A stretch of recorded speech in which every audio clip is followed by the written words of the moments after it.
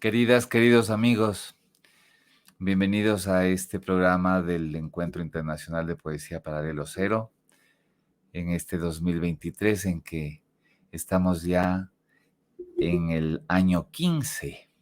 Cumplimos 15 años de este encuentro y estamos muy, muy felices de compartir con ustedes estos momentos eh, a través de las plataformas digitales y de las redes sociales con la poesía hispanoamericana, latinoamericana, ecuatoriana y mundial.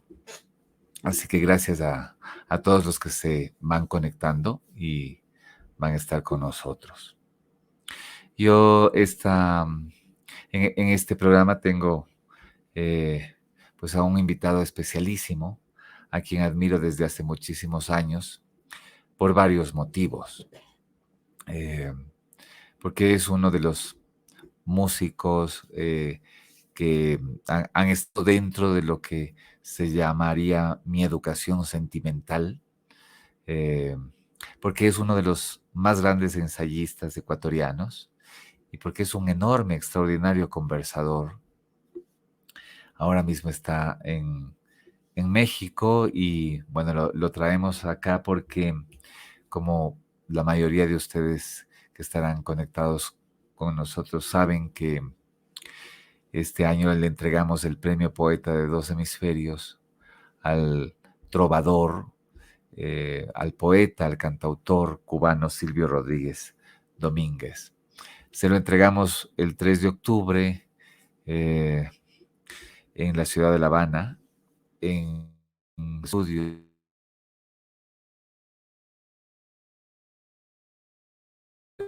de los estudios Ojalá. Y amigo y escritor y músico Galo Moravit, a quien quiero invitar a nuestra Muchas gracias, querido Javier. pantalla para conversar sobre el Letras de Silvio que publicamos con un estupendo, bellísimo prólogo que escribió Galo y que nos dio el gusto, este regalo, ¿no? Aquí tenemos el libro de Silvio. Y bueno, querido Galo, bienvenido al Paralelo Cero. ¿Cómo estás? Muchísimas gracias, querido Javier. Un inmenso abrazo de México a Quito y de México a Quito a América Latina.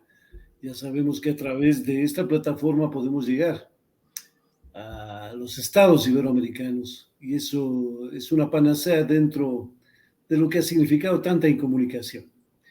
Para ti en particular, un abrazo fervoroso y ferviente porque los Quijotes, aparte de tener estatura similar y facha similar, no existen muchos, ¿no?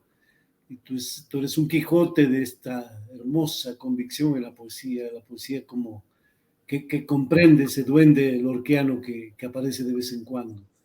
Porque Paralelo Cero y todo lo que has hecho en general, y no es por fatuas alabanzas, no somos así, ha logrado que gente de la talla de Hellman, de nuestro aute, ahora Silvio, reciban este galardón que es más que un símbolo. Y además también permite que haya una mirada sobre la poesía ecuatoriana. Yo creo que eso es muy significativo. Es decir, hay una poesía que no se conoce porque el país es muy pequeño o porque nadie le puso la atención del caso. Pero, por ejemplo, Numa Pompilio Yona, que tenía, imagínate tú lo que significa esto a nivel histórico y mundial, cartas de Víctor Hugo alabando su poesía, el caso de Olmedo y la valoración que hizo Borges de él, ¿no? Es un poeta excepcional, dice Borges. Y bueno, está la generación de Carrera Andrade, Escudero, Gengotena, y luego el inmenso César David Andrade, y luego Adún, y los poetas más contemporáneos que han sido parte de nuestra educación sentimental, como lo dijiste, muy a lo Flaubert y muy así significativamente dentro de lo que significa la poesía para nuestra vida. Así que un inmenso abrazo. Gracias, querido Galo. Bueno, eh, fue realmente para nosotros súper importante que en el año 2016 entregásemos unos meses antes de que Bob Dylan gane el premio Nobel, le entregamos el premio Poeta de dos hemisferios a Luis Eduardo Aute. Y eso, recuerdo unas palabras de Luis García Montero que dijo, ustedes se adelantaron, entregaron a un cantautor ese premio de los poetas y luego la academia entregó a Bob Dylan. ¿Tú qué opinas de esta situación entre el poeta y el cantautor? Mira, yo creo, y lo cuento ahí en ese prólogo, cuando tuve la fortuna y el privilegio de representar al Ecuador ante la UNESCO en el año 2015, del 2015 al 2017, se me ocurrió que había que aventurarse a romper un poco esas nomenclaturas caducas de la UNESCO. A propósito, alguna vez en una intervención que hice como presidente del GRULA, que es decir, del Grupo Latinoamericano, hice una transgresión que no ultrajaba a nadie, solo recordaba a Borges en una conversación que tuvo con su entrañable, ¿cómo se llamaba la invención de Morel? Bueno, lo voy a recordar ahora. Pero conversaban y su amigo le dice, ¿cuál cree Borges que es el destino de la Iglesia Católica? Y Borges le dice, mira, yo creo que va a tener muy poco tiempo de vida si ahora mismo es ya como la UNESCO.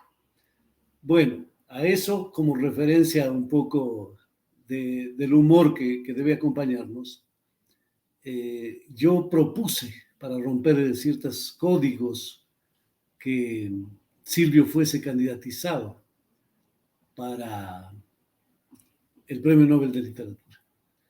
De repente nos llegó ya la noticia del golpe que se nos dio, aunque no era una cuestión de admitir que podía ser contra una iniciativa que teníamos. Creo yo, por el contrario, que fue muy justo, es un género formidable. Recuérdese que Homero Mansi dijo, yo no quiero ser, no sé, no quiero ser un hombre de letras, sino escribir letras para los hombres. Y básicamente fue un gran letrista. Creo yo que también evidentemente lo merecía, sin duda alguna, Bob Dylan por su carrera, su transgresión, su calidad literaria, pero así como lo han merecido otros, ¿no? Es decir, yo creo que en ese sentido, quienes nutrieron la canción podrían haber sido cercanos a esa nominación, es decir, que no creo que haya una barrera, de la misma manera en que dramaturgos contemporáneos y humoristas lo lograron. Pero también cabe reflexionar con que la academia tampoco es la última palabra, porque afortunadamente en literatura no hay últimas palabras.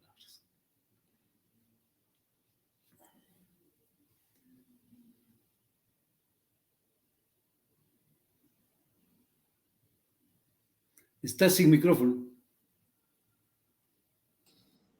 Gracias, Galo, querido. A mí, como les dije a nuestro público, me gusta muchísimo conversar con Galo porque yo recuerdo las palabras de Nicole Ruan, la compañera de Jorge Enrique Adón, que decía que conversar contigo era como a entrar en una biblioteca, ¿no? Infinita, además, ¿no? Y eso yo estoy absolutamente de acuerdo. Lo fue siempre. Bueno, a partir de que Silvio, digamos, pensamos en Silvio, pensamos en Aute como poeta, como, digamos, ligado a la literatura más que a la música, sí estamos haciendo como un corte, ¿no? Es decir, lo que decían precisamente los detractores del premio Nobel de Bob Dylan era que eh, gente así como Bob Dylan podía estar recibiendo premios también en las academias de música como en las academias literarias y que eso un poco le bajaba, le disminuía al poeta poeta o al músico músico. No sé qué opinas de esto. Bueno, yo creo que el elemento música, y no como métrica, sino como música, es excepcionalmente importante en la poesía desde que ella existe.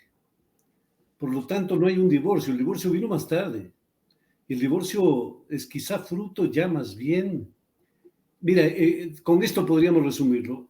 Los cantores de provenzales eran cronistas históricos de lo que sucedía, eran los heraldos que comunicaban, pero a la vez esa música y ese mensaje eran la poesía. El duque de Aquitania, ¿no? Por ejemplo, en Potiers, era la poesía. Entonces, no es que hay unas...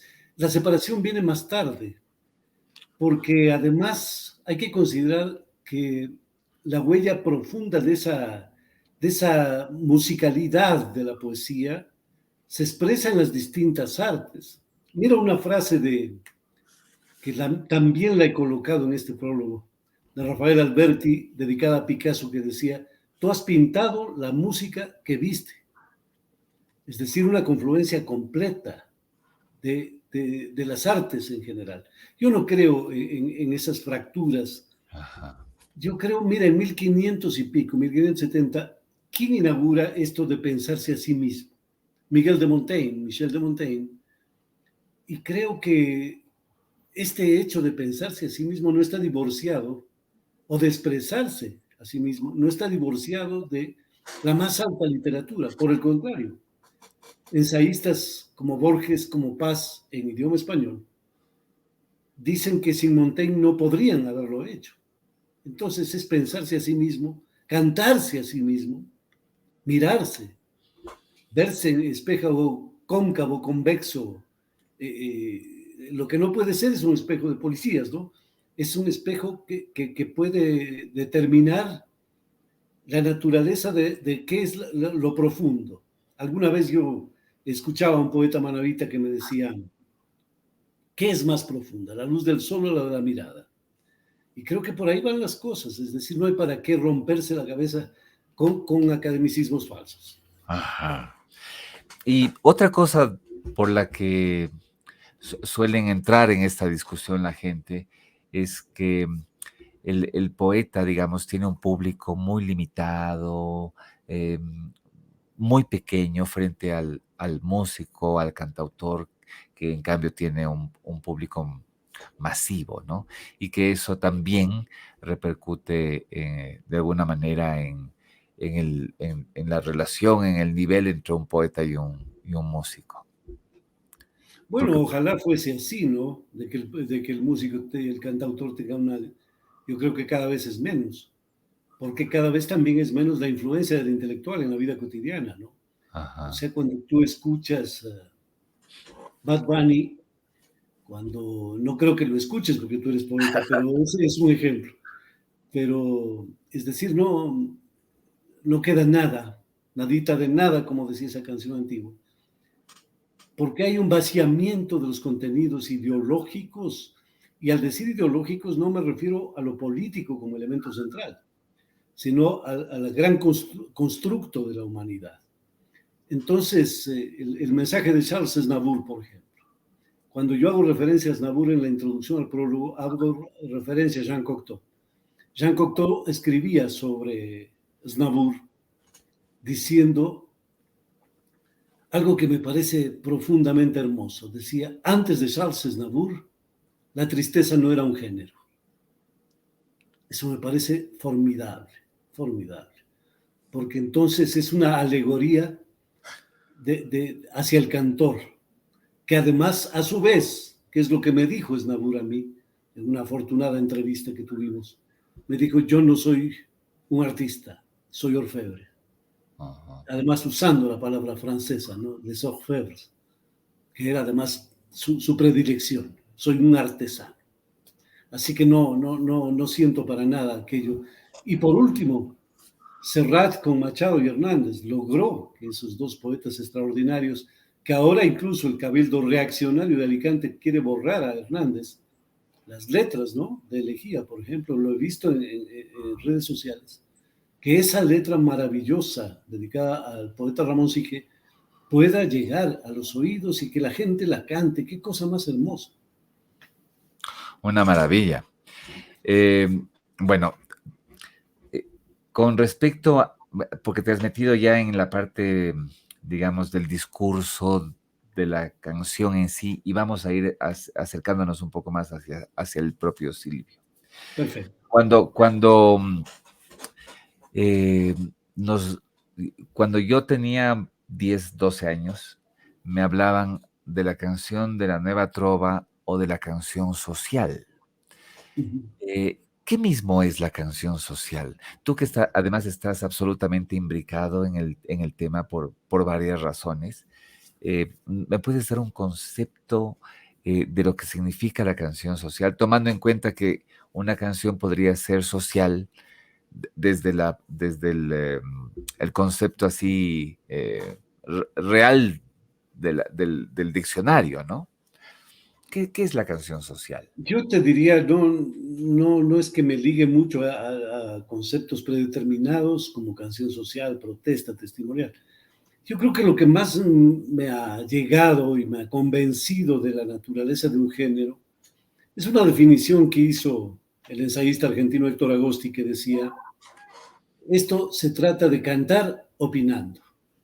Ajá, Es decir, que no sea un hecho baladí de juntar letras, de hacer una sonoridad vacía bajo el pretexto del amor juvenil o de lo que sea, o incluso a veces de la canción patriótica.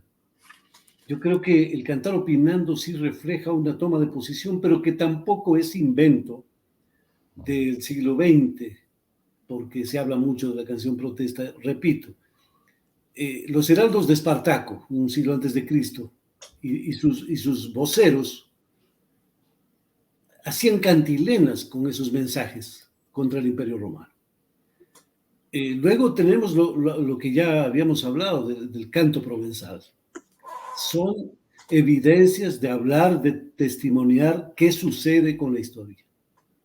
Y yo creo que hay en este género, que en Cuba se llama Nueva Trova porque tiene el antecedente de la trova, que también era extraordinaria, y en particular un autor, dos diría yo, Sindo Garay y Miguel Matamoros.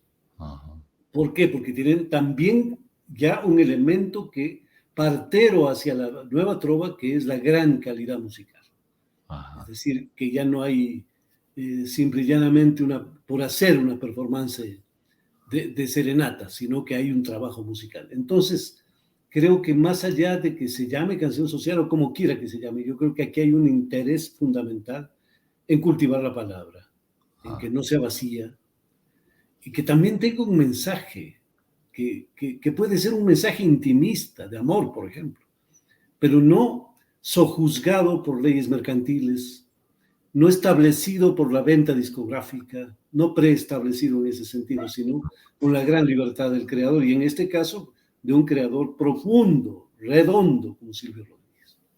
claro. Por ejemplo, muchas de las canciones de Silvio, de Serrat, son canciones que hablan de una historia completa, absolutamente, que tienen introducción, nudo, desenlace, que digamos, el estribillo no necesariamente es el que conocíamos cuando cantábamos, que era, te aprendiste el coro, sino que el coro, digamos, es una parte ya de la historia en sí. Es decir, ¿tú crees que el tratamiento del texto de la canción de estos cantautores es distinta al tratamiento de las canciones, digamos, populares? Bueno, yo creo que hay una significativa diferencia y Silvio escribió una canción para demostrar, que se llama Debo partirme en dos. Te quiero, mi amor, mira que me muero, o sea, no puedo estar sin ti, o sea, el típico versito que está muy lindo para cuando uno tiene 15 años, ¿no? Porque ya cuando avanza un poquito uno se convierte, ya está en la búsqueda de esa expresión distinta, que finalmente encuentra su propio Cyrano de Bergerac, ¿no? Para copiarle a alguien los versos y entregárselos a la amada amante de 16, 17 años. Hasta ahí está bien. Pero esa no es la vida, ese no es el amor.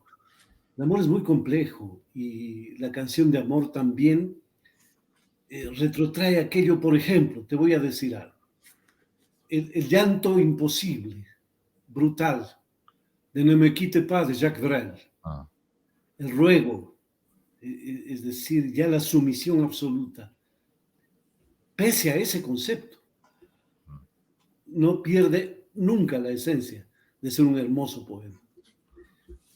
Incluso le quitas la música y ahí viene la variante, lo puedes leer como tal. claro. El caso de Serrat, tú has nombrado a Serrat y a Silvio, yo creo que ahí hay una diferencia. Yo creo que en Iberoamérica hay dos palabreros que hicieron la construcción del cuento como canción, que son Joan Manuel Serrat y Chico Buarque de Holanda, donde tienen historias absolutamente completas. Jenny y el Zeppelin, por ejemplo, Jenny y el Zeppelin de Chico Buarque, es una historia en la que el Zeppelin gigante con el malvado que viene y va a invadir el pueblo y a bombardearlo si esa hermosa dama no se entrega a él. Y todo el devenir del cuento cantado es una extraordinaria expresión del hecho político de un pueblo, de sus propias traiciones, de sus demencias, de sus olvidos. El caso de Joan Manuel Serrat son muchísimas las que son, como tú lo dices, ¿no? Epílogo, trance, digamos, propuesta, epílogo, trance, trance, epílogo, pero en el caso de Silvio Rodríguez, yo creo que más que eso, ahí sí hay una devoción profundísima por la palabra, por cada palabra, porque debe ser cuidada, porque no importa cómo tú la entiendas, cómo el oyente la entienda, porque ahí se nota el trabajo poético. Si es que hubiese necesidad de traducir una poesía en tu propio idioma, ya no es posible, eso no es factible. Entonces, cuando el unicornio azul aparece, por ejemplo, qué hermoso era que 1000 personas le den cada uno la interpretación que quería. Así es la poesía, porque el lector se convierte en un coeditor de esa poesía vívida. Y Silvio es evidentemente un enorme poeta. Es efectivamente un poeta de quilates absolutos. Fíjate, bueno, aparte de tu precioso prólogo y un acercamiento que también hice yo, están dos textos en la contratapa. El uno es de Mario Benedetti, que él escribió sobre una colección de canciones que publicó en los años 80 en una colección, Silvio. Y luego está un nuevo texto de Jorge Bocanera, que Jorge Bocanera me llamó al teléfono cuando se enteró que le entregamos el premio Poeta de dos Hemisferios a Silvio y me dijo que él agradecía en nombre de los poetas latinoamericanos esa, esta entrega, ¿no? Y además me dijo, Silvio no solo es un cantante ni un poeta, sino es un pensador, ¿no? O sea, y a mí me gustó mucho la palabra pensador en ese momento, en ese contexto, porque además Silvio ha estado, digamos, también en la, en la boca, ¿no? De la gente que ha dicho que, bueno, que lo que es Silvio es un comunista, una persona que se ha entregado a un régimen, etcétera. Yo quisiera que un poco reflexionemos sobre estas cuestiones de cómo el artista se compromete, ¿no? Con su pensamiento, pero también con una, digamos, con un momento de la historia. De acuerdo, ahí entramos en cierta complejidad. Bueno, qué bueno que esté en Benedetti, que me recuerdo siempre Benedetti. Ahora voy a publicar acá en México un texto con el Fondo de Cultura Económica que se llama Cuando llora mi guitarra, memoria de Julio Jaramillo. Y ahí precisamente coloco, porque a él le decían el ruiseñor de América, a Julio Jaramillo, ¿no? Y coloco ahí un verso que le gustó mucho a su hermano, al hermano de Julio, a Pepe Jaramillo, cuando se lo leí, porque en nuestras bohémicas noches solíamos alternar la guitarra, obviamente, con la poesía, y terminaba diciendo Benedetti en un poema dedicado al gallo y al picaflor: hay algo que los une y algo que los diferencia. Al ruiseñor puede salirle un gallo, en cambio al gallo nunca le sale un ruiseñor, decía Benedetti. Y me alegra mucho lo de Jorge, porque acabamos de tomarnos un hermoso café en Buenos Aires antes de su viaje. Viajó a Grecia, debía ir también a Palestina, pero ya vemos lo que está sucediendo, ese horror inconmensurable contra el pueblo de Mahmoud Darwish, uno de los más grandes poetas, diría yo, de la historia. Me alegra mucho, te decía, aquello de que Jorge y Mario Benedetti estén presentes, porque en eso del pensador, si tú ves la estatua de Rodin, el pensador, no es un hombre que tenga, salvo la barba, la postura del filósofo ateniense, ¿no? Bueno, y su puesta en escena, no se sabe quién es el pensador simplemente. Ajá. En un tiempo en que la velocidad y la trivialidad nos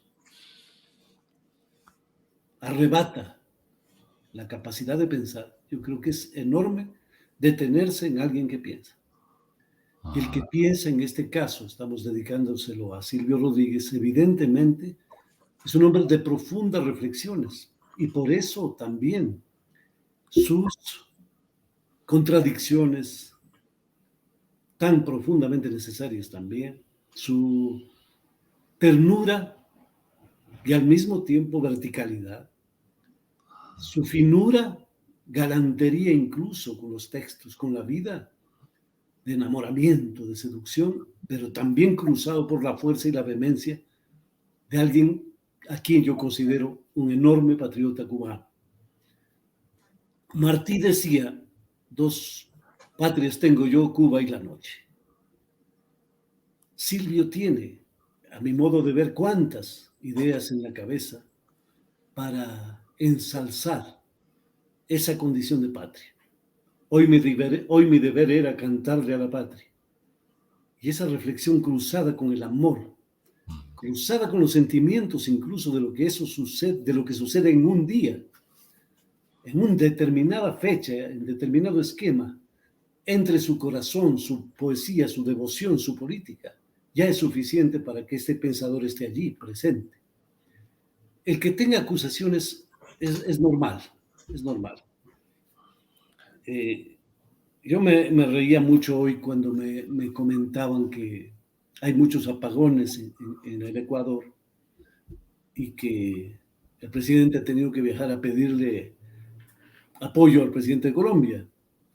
Y entonces me he divertido incluso al pensar que alguien que ha renegado profundamente de las ideologías de su antecesor, no inmediato, de Rafael Correa, y también de Gustavo Petro, tenga que ir a pedir un favorcito para que le dé luz un exguerrillero.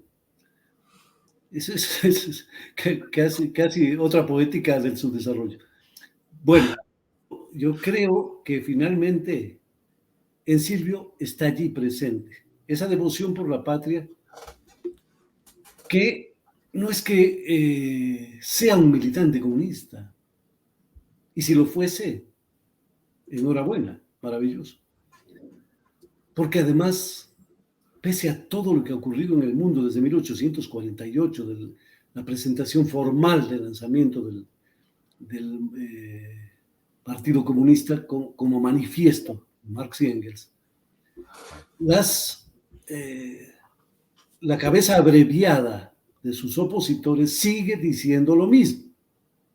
O sea, lo que ocurra, ahí hay una grabación que se ha ido transmitiendo a través del mensaje oral y especialmente de su extraordinaria impostación escrita en la prensa y en la televisión y en todos los medios, del horror del fantasma comunista.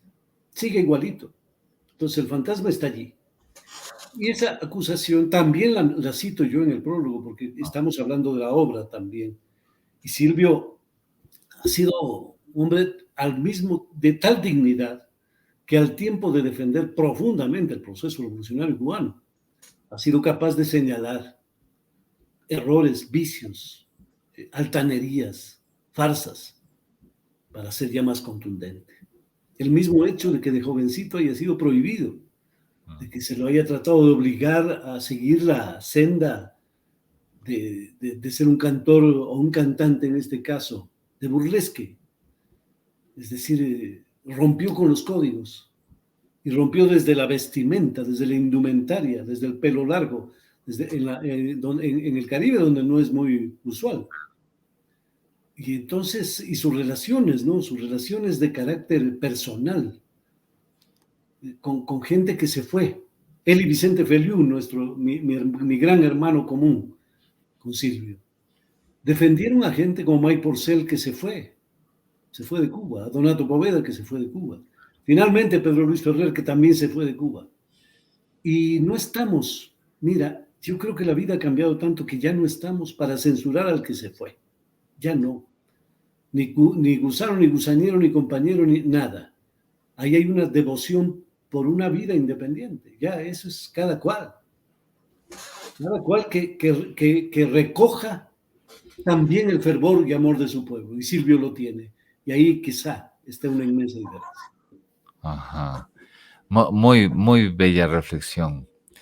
Me ha gustado muchísimo conversar sobre este tema, porque además a veces son temas que se los huye, ¿no? Que uno quiere oír, y más aún si es que se involucra, digamos, el arte versus la política, que es un poco, eso ya, a mi juicio, es un arte. O sea, involucrar el arte en sí, cualquier arte, con la política, de una manera que quede efectivamente artístico el asunto, ¿no?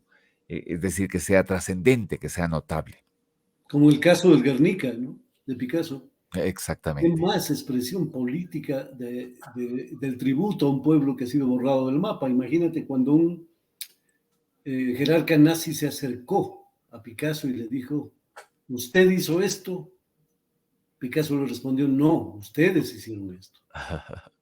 Entonces, es exactamente ahí la gran Exacto. expresión política, pero en el arte, manifiesto en el arte. Y Silvio es el arte.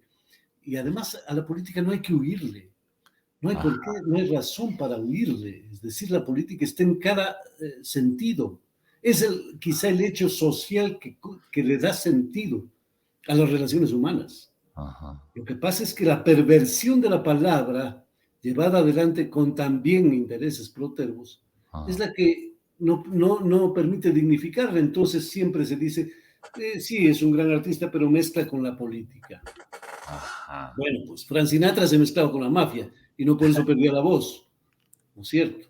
Es decir, Atahualpa Yupanqui fue las 2 primeras décadas de su mayor manifestación creativa miembro del Partido Comunista Argentino. Y luego reaccionó contra ese partido y capaz que tenía razón, porque el generador de ese partido, Vittorio Codovilla, sí era un estalinista de tipo comisario del pueblo. Entonces yo no creo que haya que asustarse. Y si Silvio convierte a la canción política en una imagen patriótica, eso es necesario y fundamental. Ajá. Em, Tocaste una cuestión interesante que es la del contexto del artista en Cuba y además del artista rebelde, Silvio con pelo largo en su juventud. Y me acordé de repente de, de una cuestión de pensamiento también que tiene que ver con la idea esta de que en los países en crisis, en mayor crisis, donde hay inclusive una tremenda violencia, dictaduras, etcétera, también ha crecido, ha nacido la gran, bueno, vamos a hablar de la música, ¿no? La gran época musical, por ejemplo, en Argentina con el rock latino, con Spinetta, con Charly García, con León Gieco, eh, con toda esta, con Fito Páez, ¿no? Versus, por ejemplo, la época de la trova cubana, y además la hermandad que se dio entre esos dos géneros, se podría decir, ¿no? Por un lado la trova y por otro lado el rock latino. ¿Qué nos puedes decir sobre esto? No coincido plenamente por una razón, porque los gobiernos oscurantistas apagan la luz. Ajá. Y entonces, ¿qué sucedió en España? España, tras la muerte de Lorca, la muerte de Miguel Hernández, el exilio y muerte de muchísima gente, pero fundamentalmente el exilio de lo más grande de su pensamiento científico, poético, literario, tiene 40 años de abismo, de oscuridad profunda. Entonces era imposible ser rebelde porque te mataban. Y todavía existen. Mira, el cadáver de Lorca todavía no aparece, supuestamente allí en el barranco de Biznar, en Granada. Y Miguel Hernández murió en Alicante, en la prisión, ¿no? Él que decía, como el toro he nacido para el luto. Y así fue, una circunstancia de un gobierno tan brutalmente represivo que apagó la luz materialmente. No estoy haciendo ninguna alegoría con el Ecuador de hoy. No, ahí apagaron la luz en España. En Argentina sucede lo mismo y los asesinatos de escritores, de gente que incluso de su inmensa capacidad transgresora, Rodolfo Walsh, Paco Urondo, asesinados de una manera brutal, también determina el que tengas que elegir entre someterte, callarte, irte o morir.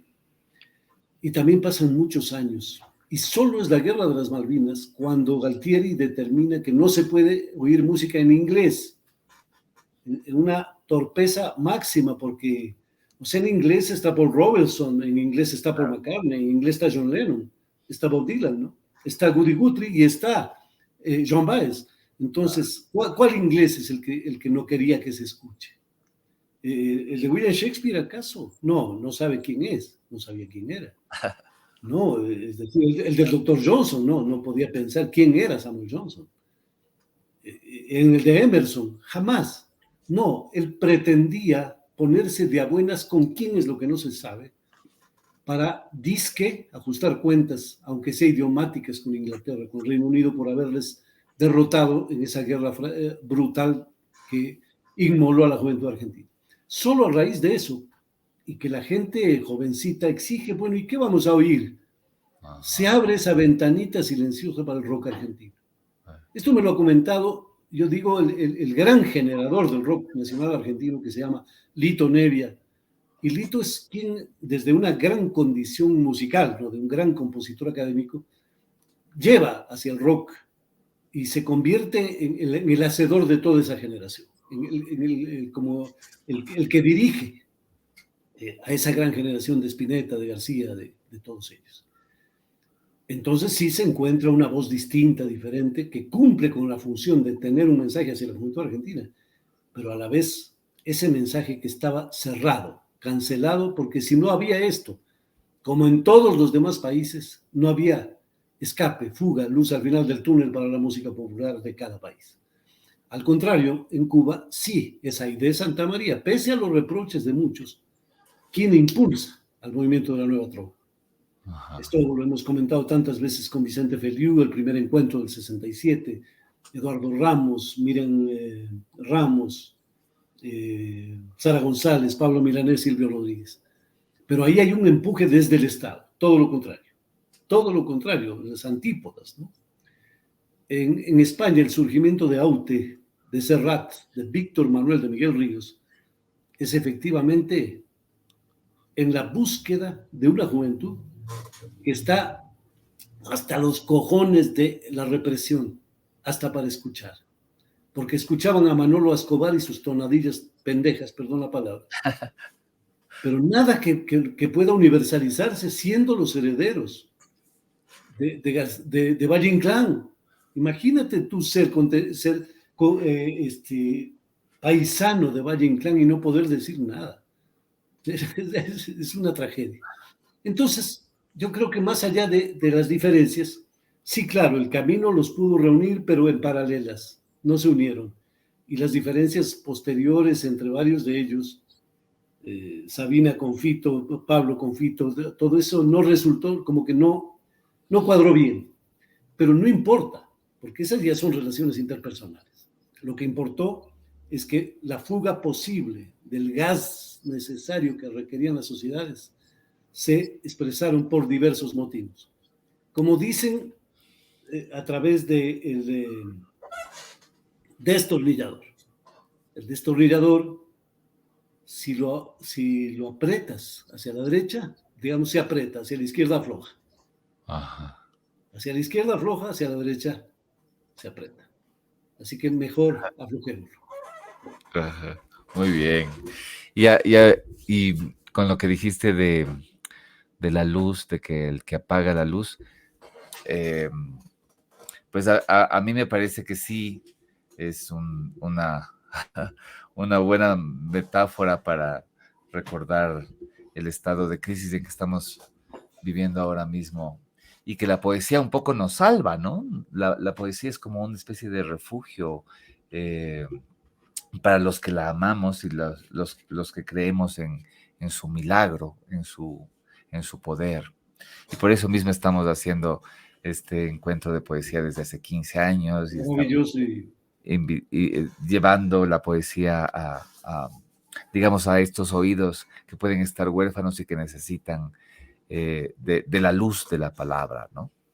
Y podría, no sé, yo ahora espantado y con el corazón quebrado de ver lo que sucede en Gaza, con el pueblo palestino, yo diría, se puede pensar en Paralelo Cero también como expresión de un homenaje, de un galardón póstumo, por ejemplo, que se llame Poeta de Tres Hemisferios, a Mahmoud Darwish. Mahmoud Darwish es una montaña extraordinaria. Mira, ahora, ¿qué dices tú que la poesía es lo que nos logra salvar? Un niño, en la poesía de Mahmoud Darwish, un niño le pregunta a su padre, ¿qué es la patria? Y en el poema Darwish contesta, es, eh, es la ternura, es el primer cielo, es el granero, es el aliento de mamá. Y el niño dice, y en una palabra tan pequeña cabe todo eso y no cabemos nosotros. Mira eso, ese dolor tan inmenso Tremendo. de Mahmoud Darwish, que yo creo que, bueno, ya vendrán los momentos en que podamos hablar de él sin necesidad, sin la tragedia de que se nos quiebre la voz. Saramago decía que nunca vio personalmente a un pueblo que ame tanto a un poeta como cuando pudo ir a Ramallah y apareció de repente en el escenario Mahmoud Darwish a recitar su poesía y dijo era un ídolo popular que nunca he visto en la poesía. Y después Saramago decía, seguramente hoy ni el teatro existe ya. Pero bueno, estamos hablando de Silvio, lo que nos lleva siempre a pensar en otra naturaleza que también es triste, pero que, ya que hablé de Saramago y de Portugal, podríamos decir con Pessoa, no es que esté alegre, sino que me cansé de estar triste. Ajá. Yo estaba pensando sobre lo que es la trascendencia de la música. Eh, por ejemplo, cómo las generaciones siguen escuchando a Silvio, ¿no? Por poner el ejemplo de nuestro poeta de esta conversación. Y bueno, yo mismo soy ya un hijo de esa trascendencia, porque cuando comencé a editar la antología me di cuenta de que las canciones de los 60 eh, yo las cantaba en los 90, digamos, yo las escuchaba y las cantaba y las vivía, ¿no? Eh, en el tiempo, es decir, en la trascendencia. Y luego yo pienso en mis hijos, por ejemplo, ¿no? Que Uh-huh. siguen cantando El Necio o que escuchan ojalá, y siguen gritando el famoso grito este de ojalá, ¿no? Y en el cine hace poco vi una película sobre la trata de blancas en donde se escuchó la canción de La Masa cantada por Mercedes Sosa. Es decir, hay la música entra en una posición que no tiene ya la temática o que no tiene las ideas de una generación, sino que se siguen alimentando, como que siguen siendo olas que no terminen de moverse, ¿no? Eso es la música, eso es el arte. No sé qué opinas sobre esto, Galo. Hace poco, y como soy hurgador de las historias antiguas, leía un maravilloso ensayo de Luis Alberto Sánchez, del gran ensayista peruano, compañero de generación de Aya de la Torre y Mariátegui. Y encontré algo excepcional cuando dice, ¿qué es lo que sucede cuando se habla del desarraigo? Porque él hablaba de los mitimaes, es decir, los pueblos que obligados, exilio forzoso para trabajar en otra zona. Entonces, aymarás llevados a la provincia de Chimborazo, por ejemplo, ¿no? Y entonces decía, hay un recurso increíble que los imperios a veces no se dan cuenta, y es que el mitimae, que podríamos hoy traducirlo como el migrante de la pobreza de cualquier lugar del mundo, de Túnez, por ejemplo, los vemos cada día arribar a Italia, de Honduras a México, de todos con este sueño de trabajar en los Estados Unidos, en Norteamérica, de poblar Europa, todos los antiguos colonizados, los argelinos en París, los senegaleses igual. Ese Mitimá decía entonces, Luis Alberto Sánchez, lleva dos cosas escondidas, el rencor y la canción, porque esa es su forma, aunque sea silbar en la noche. Ajá. En el gueto de Varsovia, lo que enfurecía a los soldados nazis eran los cánticos polacos. Andreu Fletcher de Saltum, siempre citado por Borges, y que yo cito también en el prólogo a Silvio, dice, si me dejan escribir todas las canciones de unas baladas de una nación, ya no importa quién escriba las leyes.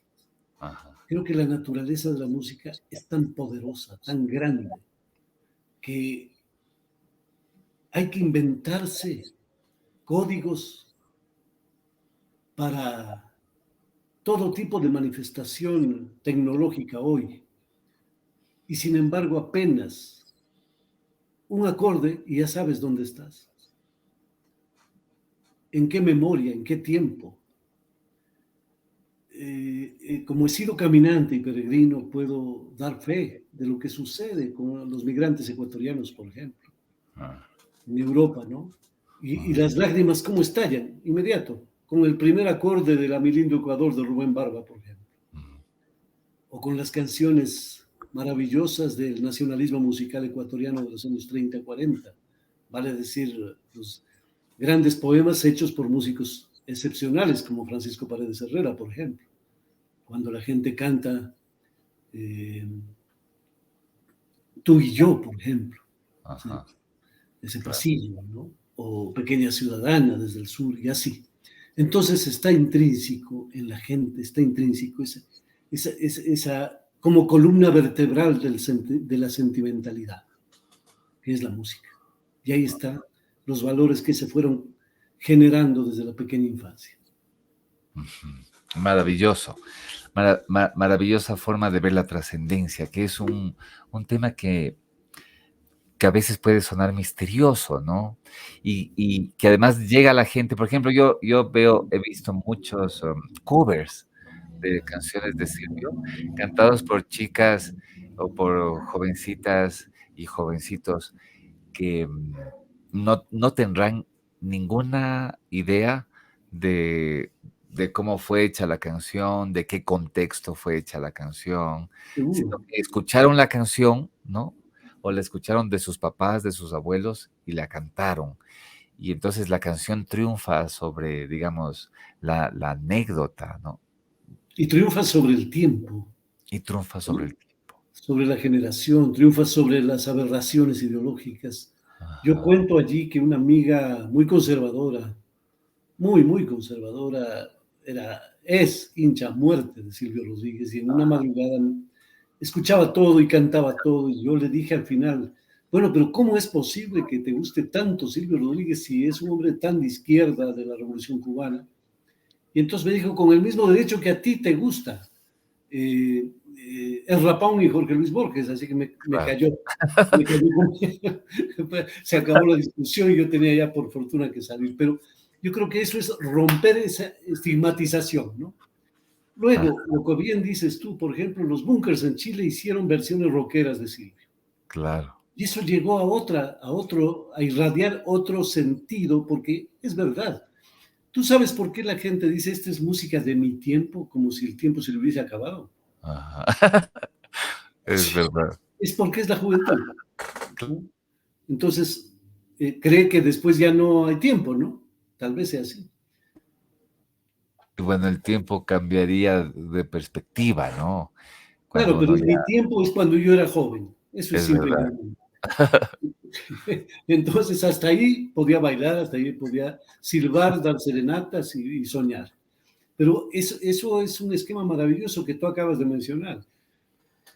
Hace pocos días cantábamos acá en una reunión de amigos y alguien decía, canta, aunque nos duela en el alma, cantemos Requiem de Silvio, Ajá. porque todos los que antes traían el anillo ya no lo tenían y había esa ruptura, ¿no?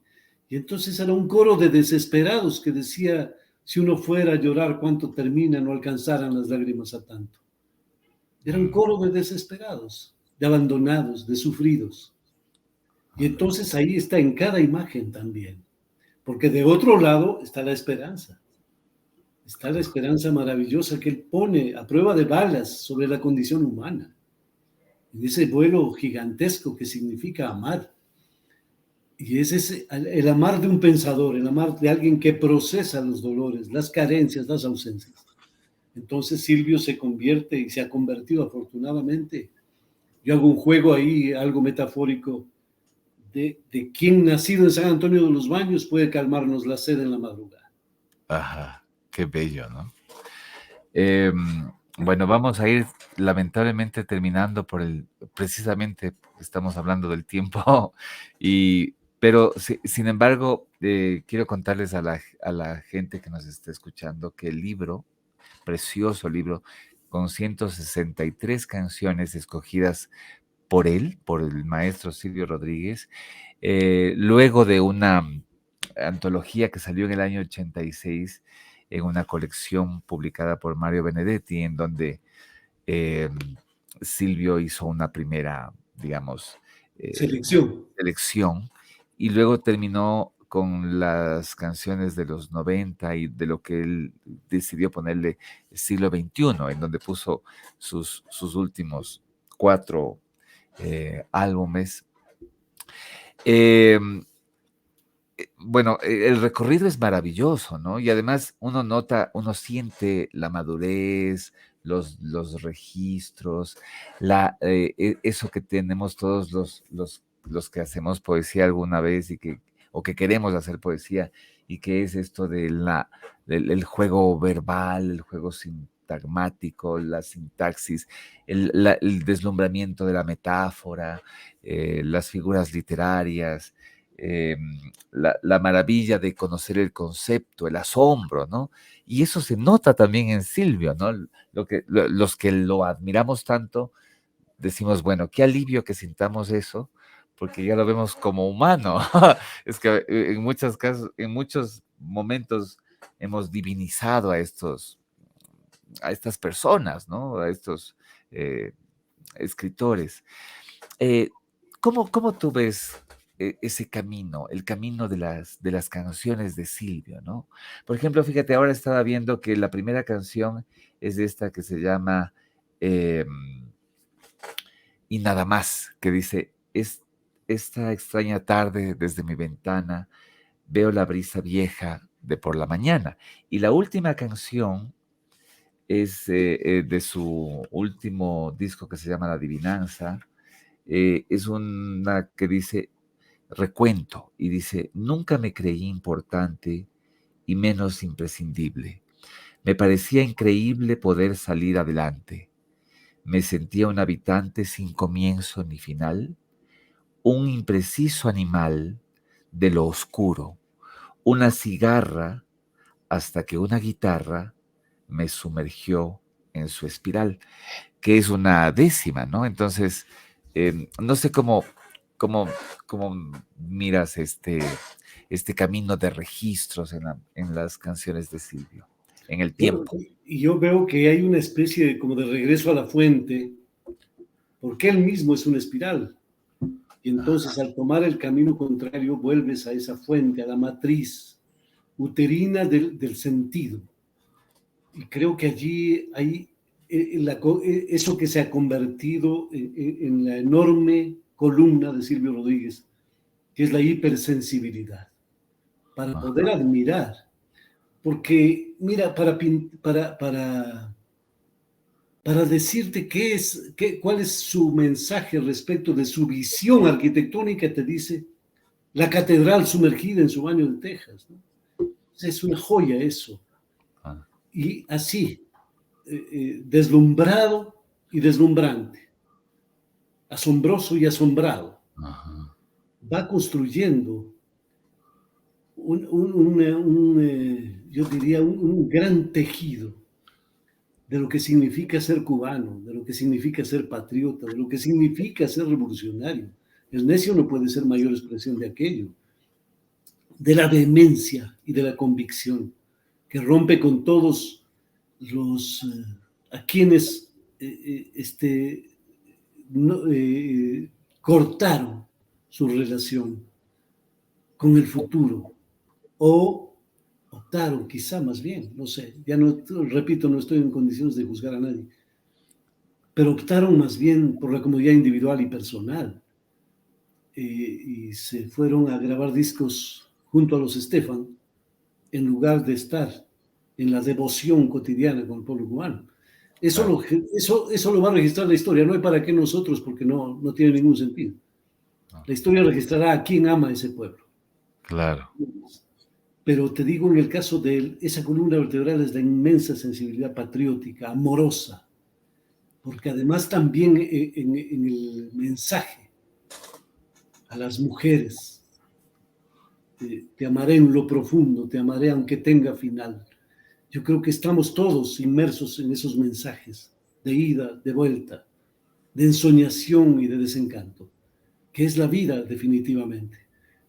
Y quizá para cerrar esto, vale la pena citar la presentación del documental en París. A mi hijo le tocó sentarse justo atrás de Silvio, y entonces al final yo le pregunté a Martín, a mi hijo, ¿qué te pareció el documental? Y me dijo, casi no vi la pantalla, solo estaba viendo la cabeza de Silvio. ¿Qué fantasmas salen de ahí? Qué linda anécdota esa, ¿eh? Qué lindo. Bueno, y yo tenía una última pregunta, que Sí, además es como un reto. Estábamos en La Habana y entonces habíamos bebido unos rones deliciosos en un calor terrible y además como asentando la emoción, ¿no? Porque fue tremendo, claro. eh, fue muy hermoso. Y entonces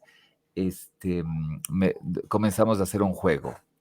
Dijimos que contemos una especie de crónica de vida con 5 canciones de Silvio. Y entonces decíamos, bueno, la primera canción que escuché fue esta y pasaba esto. ¿Tú te atreverías a hacer algo así para terminar nuestro programa, Galo, querido? Pero ¿cómo es el sentido? Una especie de contrapunto. Una especie, no, más bien es que tú con 5 canciones de Silvio cuentes algunos pasajes importantes de tu vida en donde la canción haya sido el contexto. Vaya que interesante, pero creo que eso requiere los rones, ¿no?